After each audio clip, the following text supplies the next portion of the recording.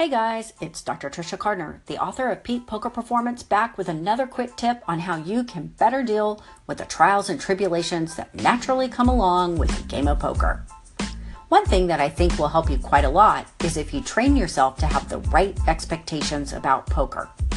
You might be wondering what right expectations are. All I mean is that if you want to win the equanimity game, then you need to practice asking yourself what's reasonable in this particular situation. By thinking about what's reasonable, you'll have more realistic expectations, which should lead you to tilt less at the table. If it's reasonable to expect that some people will play poor starting hands, then when that happens and you get beat by said poor hand, you'll have the thought, nothing surprising happened here, and you'll be unfazed by it. The reality is that bad things happen all the time at the poker table. Cognitive behavioral psychology teaches us that negative events are not the problem. Rather, it's our thinking about the negative events that makes them problematic. Unfortunately, unrealistic expectations can set us up for mindset issues. But here's a way you can stop.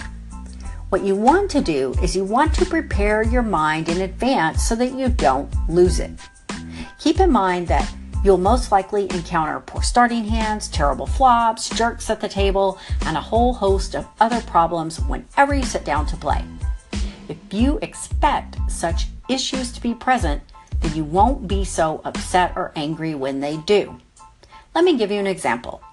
Let's say I'm going to play a $1,500 buy-in World Series of Poker event. Let's make it the Monster event, one of my favorite events of the whole summer. I can go into the event with the expectation that I'm going to get a hot run of cards and win every pot I play. Do you suppose this type of thinking could set me up for mental game issues? Has this type of thinking ever ruined a session for you?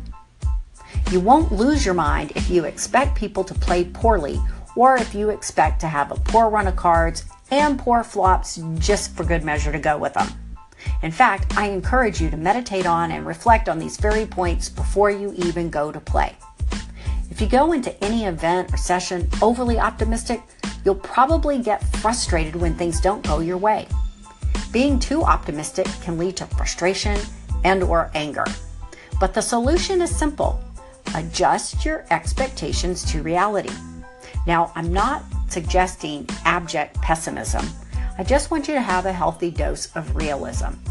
If you deeply understand and believe that you'll be fine no matter what happens to you, then fear of failure ceases to be an issue and you'll likely feel happier and, dare I say, even tranquil.